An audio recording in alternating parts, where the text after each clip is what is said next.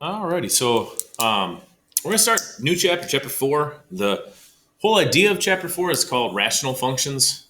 Basically, it's going to be dealing with functions that have fractions in them. So the first thing we're going to look at today is what are called inverse variation. That's really all we're going to look at today. And then the next couple of days we'll look at the reciprocal function also. So the learning target is I can understand the behavior of both these types of functions. So of IV for inverse variation and RF reciprocal function, just so you don't have to rewrite them. That's what we're going to basically look at is what are these things? What do they look like? Their tables, their graphs, etc. All right, so we start off with this little model and discuss problem. It says there's two rectangles shown. They both have an area of 144 square units, because 2 times 72 is 144, 6 times 24 is 144. So same area, different dimensions. This says sketch as many other rectangles as you can that would have the same area. We don't need to sketch them. We can just list the dimensions. So, like you could have one that was 1 by 144. So one unit by 144 real long. That would be the same area. 2 and 72. You could do 3 by 48.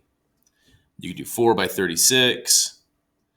Obviously, there's a bunch. I mean, you could do 5 doesn't go into it, but like 6 and 24, 8 and 18, 9 and 16, 12 and 12. A ton of combinations that you could do that would be the same area but different dimensions.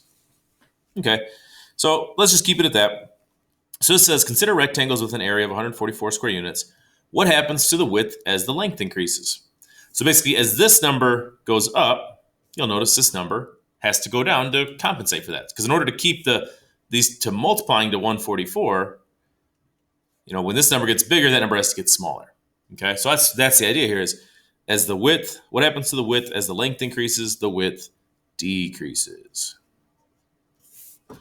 Then it says to examine at least 5 other pairs of rectangles. It's saying like look at a bunch of other dimensions. What you're going to notice is the same thing always happens, which makes sense. As one value goes up, the other value has to go down to compensate and keep it equal. So it says, how do you describe this relationship between lengths and widths? This is the term we're going to talk about today. This is called an inverse relationship.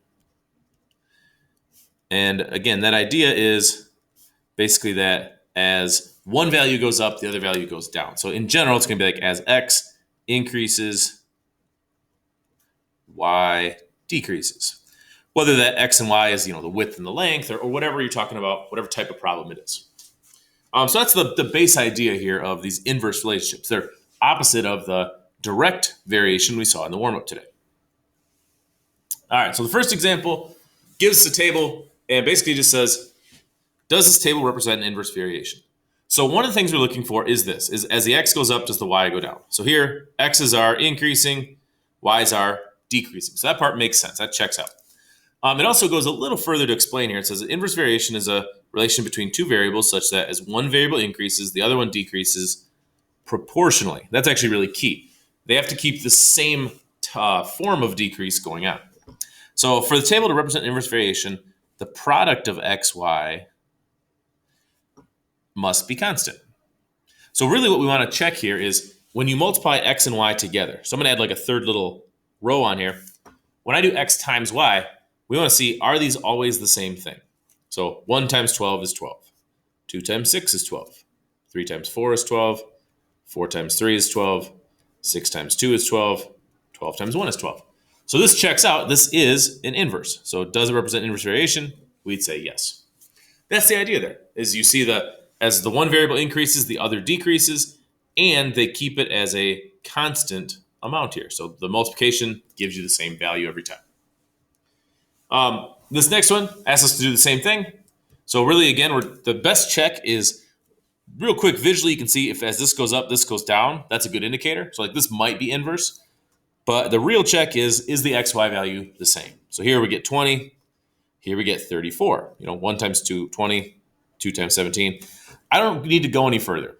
These are going to be other numbers. Like that's going to be like 42 and 44 and stuff. But as soon as I see 2 that don't match, that means it is not an inverse variation. The same variation has to occur through every value of the table. And that's what makes something an inverse variation. Okay, so then on the next page, got a couple more examples. You can take a quick look at these and see if you want to. You got to use a calculator on some of these, but go ahead and see what you think. So So same question, are these inverse variations?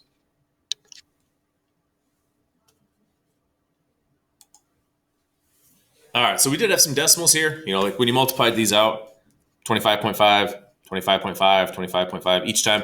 So that was definitely a yes. The xy value was always the same. Whereas in this one, they weren't. When I multiplied my x times y's, I got 19.8 this time, but then I got 22.5.